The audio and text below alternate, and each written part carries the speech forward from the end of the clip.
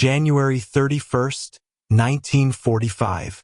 Clark Air Base, Luzon, Philippines. Major Frank T. McCoy's hands trembled slightly as he photographed the aircraft before him.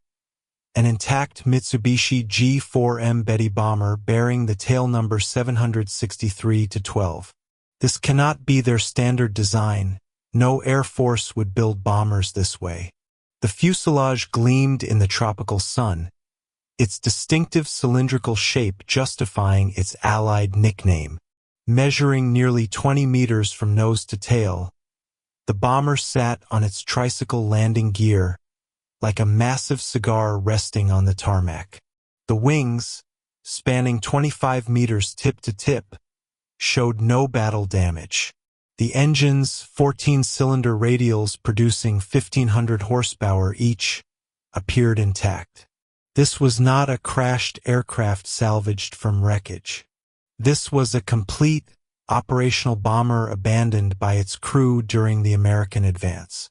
But what had captured McCoy's complete attention, what would revolutionize American understanding of Japanese aviation doctrine, was what he discovered when he climbed inside the wings through the inspection panels. The fuel tanks were completely unprotected. No self-sealing rubber compound, no armor plating, no fire suppression systems, no protective coatings of any kind. Just thin, aluminum skin, perhaps 2 millimeters thick, separating thousands of liters of high-octane aviation fuel from enemy machine gun fire. Major McCoy, commander of the Technical Air Intelligence Unit Southwest Pacific, had examined dozens of crashed Japanese aircraft across the Pacific. But nothing had prepared him for this moment. This bomber, abandoned intact during the American liberation of Clark Field, would expose a design philosophy so alien to Western military thinking that it would take months for analysts to fully comprehend its implications. The mathematics of this discovery would reshape American tactical doctrine and aircraft design for the remainder of the war. Every assumption American pilots held about enemy capabilities, about the price Japanese engineers were willing to pay for performance, about the value imperial forces placed on crew survival, was about to be systematically demolished by the evidence contained within this single, pristine example of Japan's most important bomber. The journey to this revelation had begun 4 years earlier, on December 8, 1941. That morning, as smoke still rose from Pearl Harbor, 82 G4M bombers and 26 G3M bombers lifted off from bases on Formosa. Their target was Clark Field itself, the primary American air base in the Philippines. The attack achieved complete tactical surprise. Arriving at 12:35 in the afternoon, the Japanese formation flew at 20,000 feet, beyond the reach of American anti-aircraft guns. 27 bombers from the initial wave dropped 636 bombs across Clark Field's runways and facilities. Moments later, 0 fighters swept in at treetop level, their machine guns destroying every aircraft that had survived the bombing run. Of 17 flying fortresses on the ground, 12 were destroyed outright. Nearly every P-40 Warhawk fighter was reduced to burning wreckage. In 45 minutes, American air power in the Philippines had been effectively eliminated. Lieutenant James Harrington, one of the few surviving American pilots, watched from a bomb shelter as the Japanese formation withdrew to the north. What struck me was how they came in, he later wrote in his combat report. Perfect formation. High altitude. Totally beyond our reach. Then the fighters dropped down and tore us apart. We couldn't get a single plane airborne. But the Betty bombers themselves had departed untouched. The few American fighters that managed to get airborne arrived too late, finding only empty sky. The Japanese had demonstrated their bombers' exceptional range, striking from bases 160 miles away, a feat no American bomber could match at that stage of the war. The Betty's first year of combat would prove devastatingly effective. On December 10, 1941, just 2 days after the Clark Field raid, 26 G4M bombers joined with older G3M Nell bombers in attacking Force C, a British naval task force built around the battleship HMS Prince of Wales and the battlecruiser HMS Repulse. The attack began at approximately 12:20 in the afternoon. Japanese bombers approached in coordinated waves, their torpedo runs executed with precision that stunned British observers. The Betty bombers carried Type 91 aerial torpedoes, each weighing 840 kilograms, with a 205-kilogram warhead. The torpedoes were designed specifically for shallow water operations, running at depths that could strike ships even in coastal waters. The torpedo attacks focused on the two capital ships with devastating accuracy. Prince of Wales, a battleship displacing 43,000 tons and representing the newest generation of British naval power, took at least 6 torpedo hits along with damage from level bombers. The underwater explosions ripped massive holes in the ship's hull, flooding overwhelmed damage control efforts. The battleship began listing severely. Repulse, a battlecruiser built during World War I but modernized in the 1930s, absorbed at least 4 torpedo hits while attempting to evade the attacking aircraft. The ship's anti-aircraft fire claimed several Japanese aircraft but could not prevent the coordinated torpedo runs from finding their targets. The cumulative damage proved fatal. Both capital ships capsized and sank within hours of the attack. Prince of Wales went down at approximately 1,320 hours. Repulse followed at approximately 1,333 hours. 841 British sailors died. The survivors were rescued by escorting destroyers. The engagement lasted less than 2 hours from first contact to final sinking. For the first time in naval history, capital ships actively defending themselves had been sunk solely by air power while in the open sea. The G4M Betty bomber had achieved what naval theorists had debated for decades. British naval superiority in Asian waters had been shattered in 90 minutes. Across the Pacific theater through early 1942, American and Allied pilots encountered Betty bombers in every major engagement. The aircraft seemed to operate with impunity, striking targets at ranges that defied conventional understanding.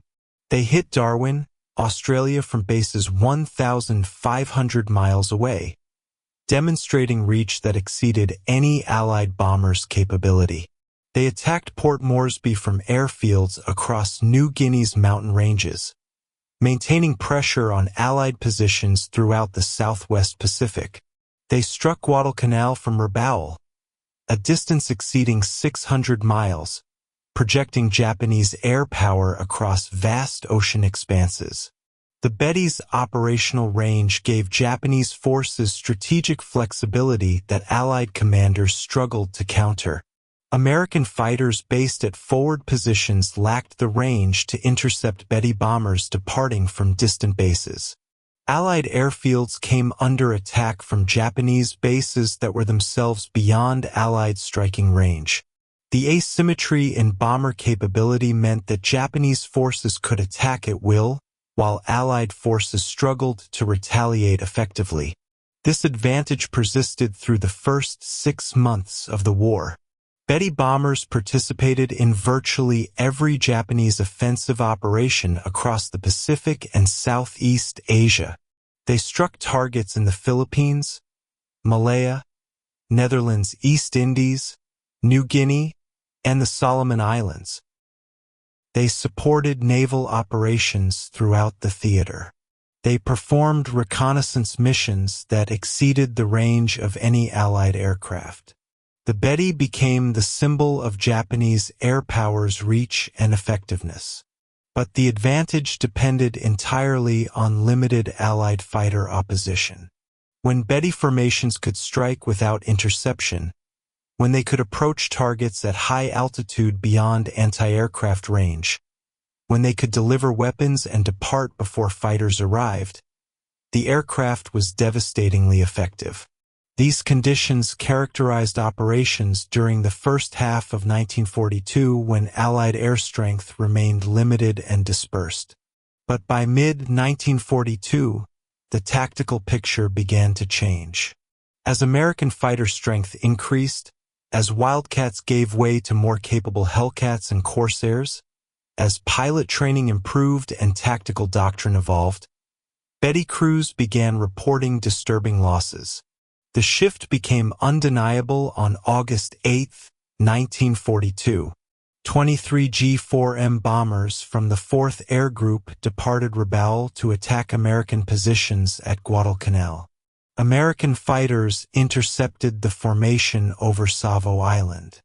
In the engagement that followed, 18 of the 23 Betty bombers were shot down. Approximately 120 aviators died in what would become the single worst G4M loss during the entire campaign. Fighter pilots reported the same observation across every engagement. The Betty exploded into flames with minimal hits. 2 or 3 rounds anywhere along the fuselage or wings produced catastrophic results. The aircraft earned grim nicknames that spread rapidly through American squadrons. Flying Cigar, One-Shot Lighter, Flying Zippo, all references to the Betty's terrifying tendency to bloom into fire from battle damage. By October 1942, when Lieutenant Commander John Thomas Blackburn arrived at Guadalcanal commanding VF-17 Flying F-4U Corsairs, the Betty's reputation had transformed completely. First time we caught a Betty formation, we couldn't believe how easy they went down, Blackburn later reported.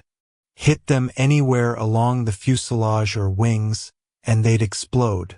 We actively hunted them, recognizing them as among the most vulnerable targets in Pacific skies. But the true extent of the Betty's vulnerability, the engineering decisions that made such catastrophic losses inevitable, would not be fully understood until American forces began capturing intact examples for detailed examination. The first significant intelligence breakthrough came in November 1942, when Australian forces overran Japanese airfields at Buna in Papua New Guinea. Among the abandoned aircraft, technical air intelligence units discovered Betty bombers with varying levels of damage. Initial examinations confirmed what pilots had reported. The fuel tanks had no protection whatsoever. Aeronautical engineers with the Allied Technical Air Intelligence Unit Southwest Pacific conducted the first detailed analysis. The wing access panels revealed fuel cells with no protective measures, thin aluminum construction, no rubber sealant layer, no protective coating, no fire suppression systems. Multiple Betty bombers examined at Buna showed identical characteristics. This was not battle damage or field modification. This was standard Japanese design. The implications were staggering. American bombers by 1942 universally featured self-sealing fuel tanks. The B-17 Flying Fortress had incorporated them from the B-17C model onward. The B-24 Liberator had featured them from the XB-24B prototype.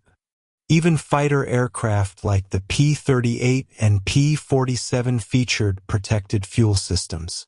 Self-sealing fuel tanks used layered rubber compound that swelled on contact with fuel when punctured by bullets or shell fragments, sealing holes and preventing fuel loss and fire. The technology added substantial weight to aircraft but dramatically improved crew survival rates. American military doctrine considered this weight penalty essential and non-negotiable. Yet here was Japan's primary land-based bomber, produced in thousands, operating across the entire Pacific theater with fuel tanks that offered zero protection. The weight saved by eliminating self-sealing systems, armor plating, and fire suppression equipment was immediately apparent.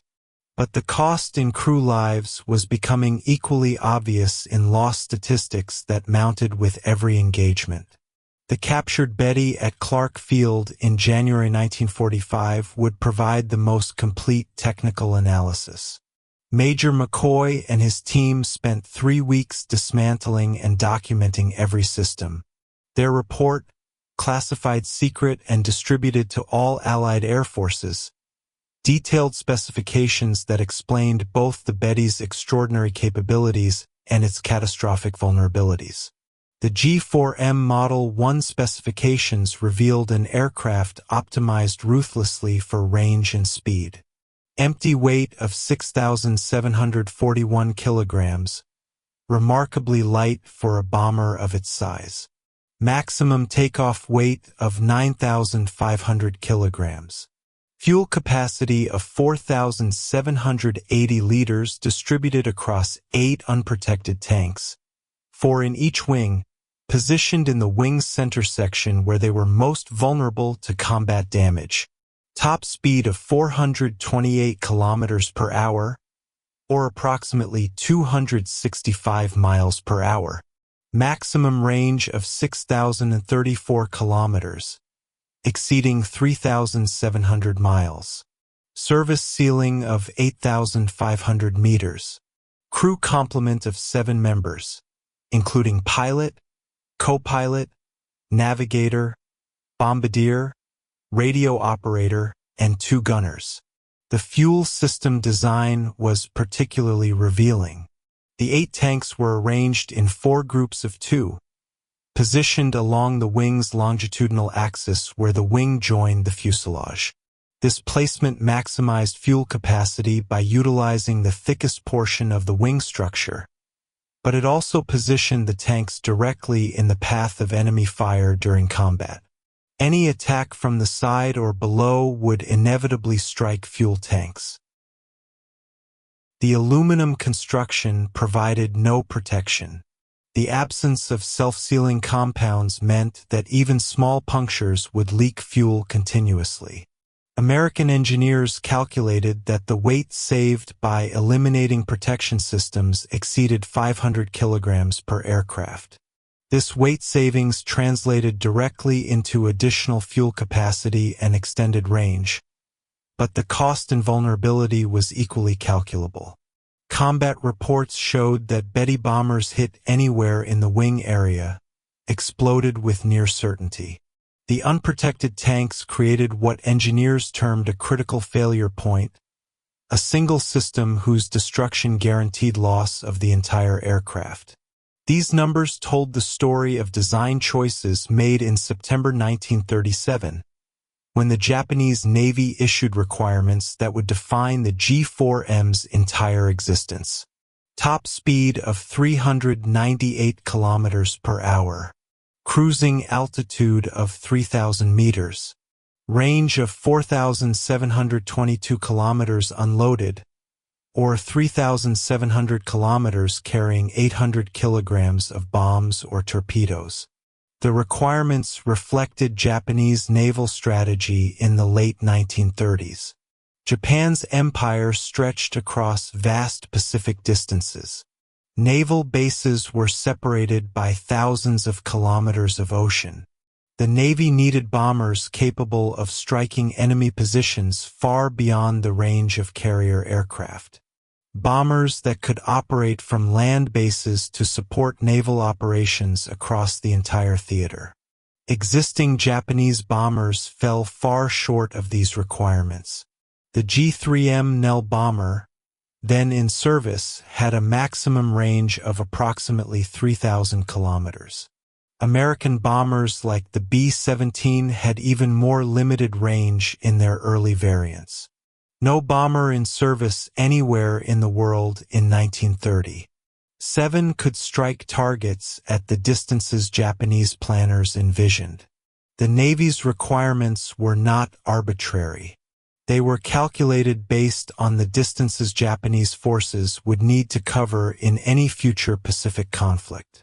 From Formosa to the Philippines, 460 miles. From Rabaul to Guadalcanal, 600 miles. From Japanese home islands to potential targets across the Pacific, thousands of miles. The bomber that could meet these requirements would give Japan strategic reach that no other nation possessed. But the requirements also reflected assumptions about future warfare that would prove catastrophically wrong. Japanese planners assumed that surprise and initiative would provide protection for long-range bombers. They assumed that enemy fighter opposition would be limited by range and numbers. They assumed that the war would be decided quickly, before enemy industrial capacity could generate overwhelming force. Every assumption would prove false.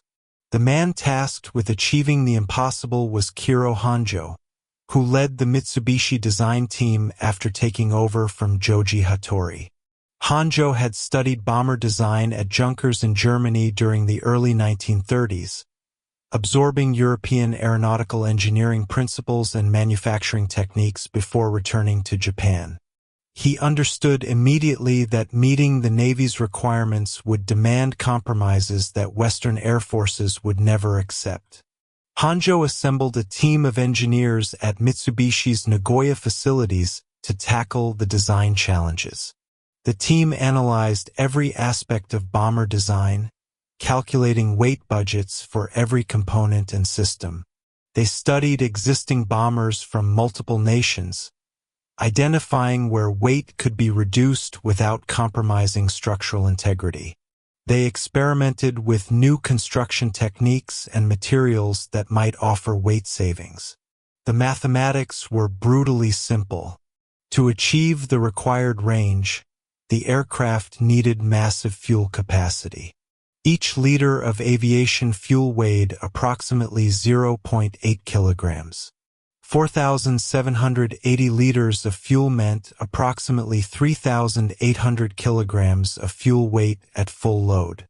To achieve the required speed with this fuel load, the aircraft needed minimal weight. Every kilogram added to the empty weight reduced either range or payload capacity.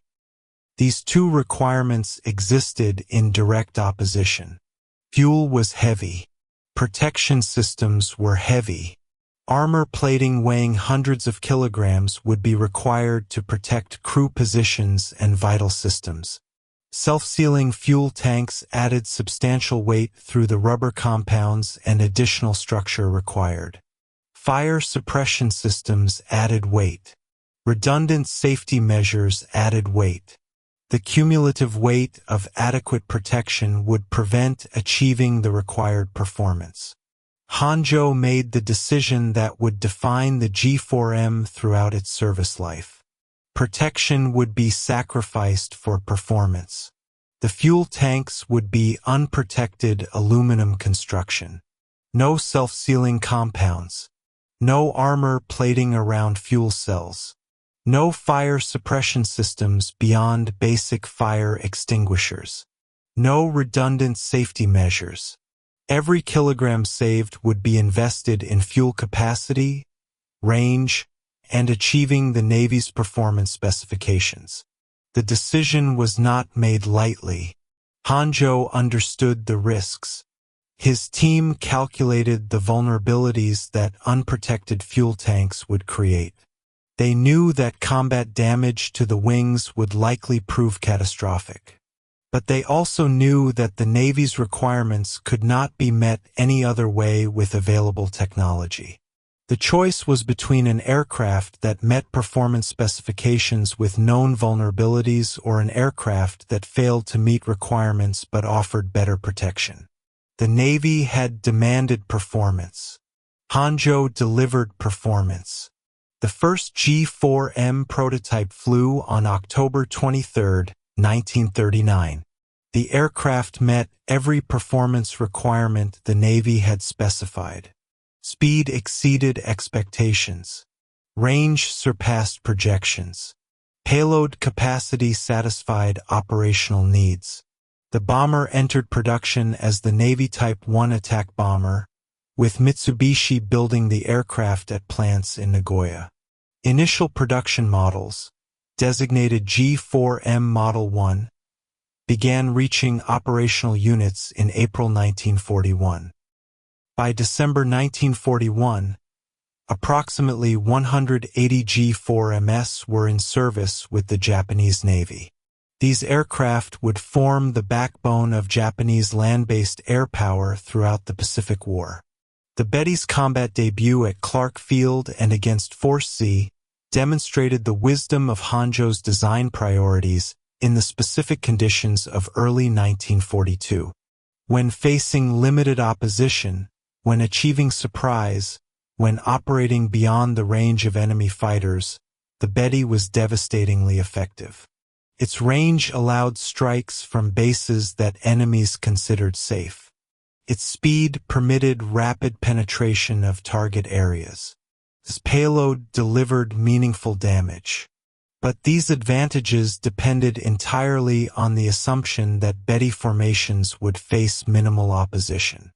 The moment American fighter strength increased, the moment interception became routine, the moment sustained combat became inevitable, every design choice that prioritized range over protection became a death sentence for crews. The Guadalcanal campaign exposed the fundamental flaw in the Betty's design philosophy. From August through October 1942, more than 100 G4M bombers were lost with their crews in what became a sustained bloodletting that Japanese air forces could not sustain. The single mission on August 8 alone destroyed 18 of 23 aircraft with approximately 120 aviators killed. The pattern repeated with brutal consistency throughout the campaign. Betty formations would depart from Repulse, fly 600 miles to Guadalcanal, engage American fighters, and suffer catastrophic losses. August 9th saw additional bombers lost. August 10th brought more losses. By the end of August, the 4th Air Group had been effectively destroyed as an operational unit. September brought no respite. Betty formations continued striking American positions at Guadalcanal, and American fighters continued destroying them in overwhelming numbers. The mathematics were inexorable. Japanese forces needed to strike American positions to contest control of the island. Betty bombers provided the only means of delivering meaningful strike capability from Repulse. But every mission resulted in losses that could not be replaced. October saw the pattern continue. American fighter strength increased as more squadrons arrived at Henderson Field. Pilot quality improved as combat experience accumulated. Tactical doctrine evolved to exploit Betty vulnerabilities more effectively. Japanese losses accelerated even as the number of bombers available for missions declined. By November, when the Guadalcanal campaign effectively ended with Japanese withdrawal, Betty losses exceeded 100 aircraft. Crew casualties approached 700 men dead. The exchange rate was unsustainable. Japan's most capable land-based bomber had been rendered obsolete by its own vulnerabilities, transformed from a feared weapon into what American pilots called easy meat. Japanese planners had expected losses. All military operations involve casualties, but the scale of Betty losses exceeded every projection. The unprotected fuel tanks that permitted 6,000-kilometer range also guaranteed that any hit to wings or fuselage would likely prove fatal. There was no middle ground, no wounded bombers limping home, no damaged but survivable aircraft. Betty bombers either returned untouched or exploded in flames. By mid-1943, Japanese engineers recognized that modifications were essential. Starting with the 663rd aircraft produced in March 1943, 30mm rubber sheets were installed beneath wing surfaces where fuel tanks were located. These sheets were not true self-sealing tanks. They were a compromise measure, adding minimal weight while providing limited protection against fuel leakage. The modification reduced top speed by 9 kilometers per hour. Maximum range decreased by 315 kilometers, but crew survival rates showed no significant improvement. The rubber sheets could slow fuel leakage from small caliber hits. They could not prevent fires from larger caliber rounds or cannon shells. They could not stop explosions when tracers ignited fuel vapor. The fundamental vulnerability remained unchanged. Japanese designers attempted more comprehensive protection with the G4M Model 3, introduced in October 1944. This variant featured actual self-sealing fuel tanks, with capacity reduced to 4,490 liters to accommodate the leak-blocking material. The modification reduced maximum range to 3,640 kilometers, a loss of more than 2,000 kilometers compared to the original G4M Model 1. Approximately 60 G4M Model 3 aircraft were produced by war's end. The modification came too late and in too limited numbers to affect the Betty's combat record. By late 1944, American air superiority was so complete that no level of fuel tank protection would have permitted Betty bombers to operate effectively. The war's outcome had already been determined. The Betty's vulnerability became so notorious that American forces began using the aircraft in ways that highlighted the dangers Japanese crews faced. On April 18, 1943, the Betty bomber became the instrument of Admiral Isoroku Yamamoto's death, in an engagement that demonstrated both American signals intelligence capabilities and the aircraft's fatal weaknesses. American codebreakers intercepted Japanese communications, indicating that Yamamoto would fly from Rabaul to Bougainville on April 18. The admiral would travel aboard a G4M bomber with a fighter escort. 18 P-38 Lightnings from the 339th Fighter Squadron were assigned to intercept the flight, though only 16 actually flew the mission after one aircraft blew a tire on takeoff and another suffered drop tank failures. The mission required extraordinary precision. The P-38s would fly over 400 miles at wavetop height to avoid radar detection, navigate across open ocean without landmarks, and arrive at exactly the calculated intercept point at exactly the calculated time.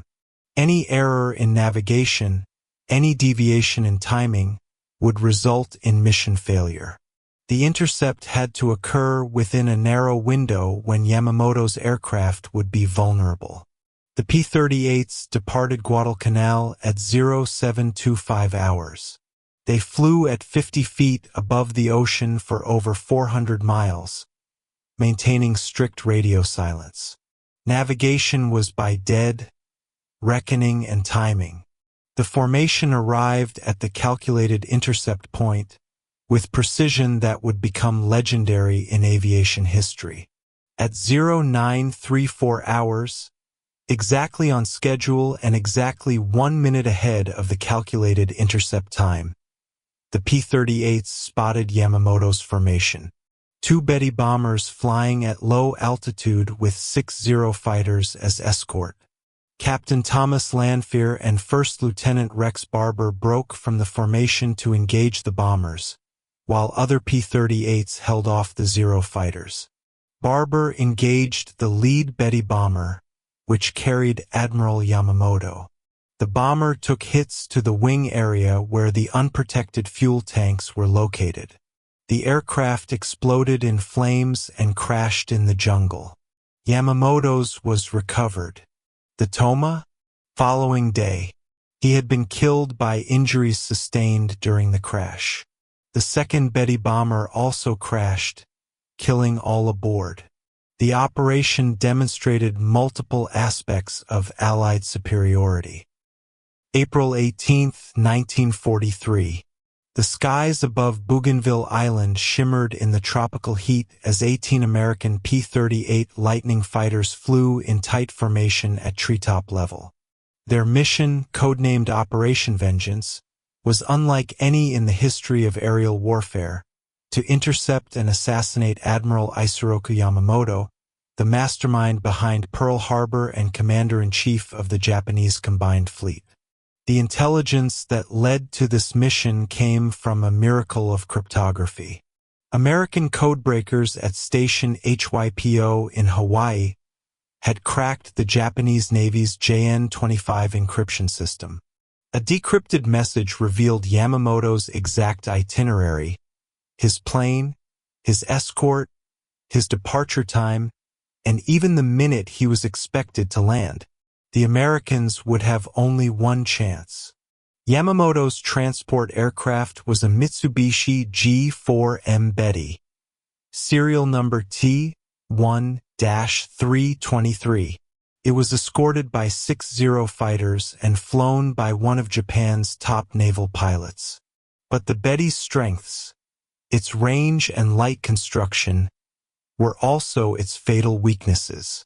The plane carried no armor plating, no bulletproof glass, no self-sealing fuel tanks. It was designed for distance, not survival. At 9:35 a.m., the American formation spotted 2 Japanese aircraft flying just above the jungle canopy. Major John W. Mitchell ordered his pilots to split formation. Captain Thomas G. Lanford Jr. dove sharply and fired a burst of .50 caliber rounds into the lead aircraft. Tracers ripped through the Betty's fuselage, striking the unprotected fuel tanks. Flames erupted instantly, turning the bomber into a streak of fire. Moments later, it crashed into the jungle below, disintegrating upon impact. Japanese search parties later found the wreckage. Yamamoto's body was still strapped into his seat. His katana laid neatly beside him. His wristwatch had stopped at 9:45 a.m., the exact moment of impact. The death of Japan's most brilliant strategist was a psychological blow from which the Imperial Navy never fully recovered. Yet the destruction of Yamamoto's plane also underscored the peril of Japan's design philosophy. The same features that made the Betty a masterpiece of range and efficiency had rendered it a death trap for its crews, even for the most important officer in the Japanese military.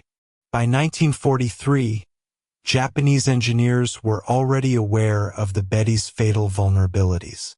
Reports from Guadalcanal and Repulse described entire bomber squadrons wiped out in a single engagement.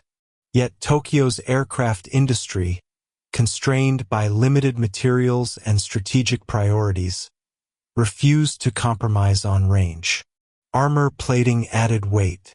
Self-sealing tanks reduced fuel capacity. In the Japanese calculus, those sacrifices were unacceptable. Their doctrine prioritized striking power and reach at the expense of survivability. In the aftermath of Operation Vengeance, the Japanese Navy introduced limited design upgrades. The G4M2 featured slightly thicker wings and optional armor for the pilot seat, but the changes were superficial. The bomber remained dangerously flammable. Pilots knew it. They began calling their aircraft Hamaki, the cigar, because of the way it ignited when hit. American aviators respected the Betty's capabilities but pitted its crews. As one pilot remarked, "You could spot a Betty by the trail of fire behind it." Every encounter with Allied fighters was a gamble with death. The Betty had become the embodiment of Japan's strategic paradox.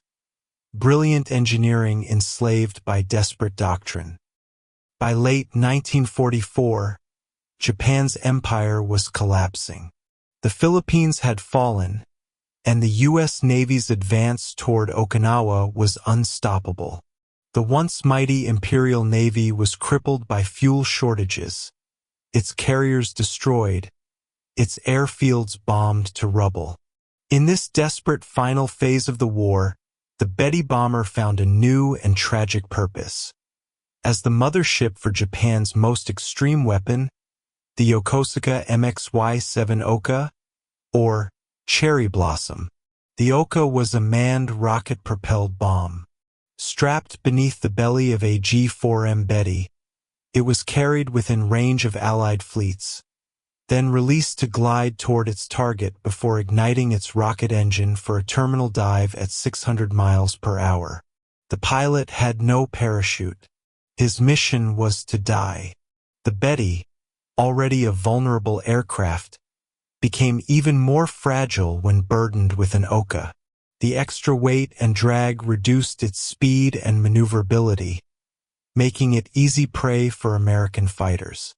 During the Battle of Okinawa, dozens of Bettys were intercepted and annihilated before they could even release their human bombs. In one horrifying encounter, an entire formation of 16 Bettys was shot down in less than 15 minutes. None reached their targets. The sky over the Pacific burned with falling debris and exploding fuel tanks. Yet a few missions did succeed. On April 12, 1945, an Oka pilot struck the destroyer USS Manert L. Able, splitting it in two. The weapon was terrifyingly effective when it hit, but the cost was catastrophic. For every ship damaged, dozens of Japanese airmen perished in flames before they could complete their missions. To Allied observers, the Oka campaign symbolized Japan's descent into suicidal desperation. To the Japanese military, it was the logical extension of a philosophy that had guided their design choices since the beginning of the war: sacrifice everything for reach and striking power. The Betty, born as a marvel of engineering, had become a coffin for its crews, a vessel of national despair. When Japan surrendered in August 1945, more than 2,400 Betty bombers had been built. Less than 10% survived the war.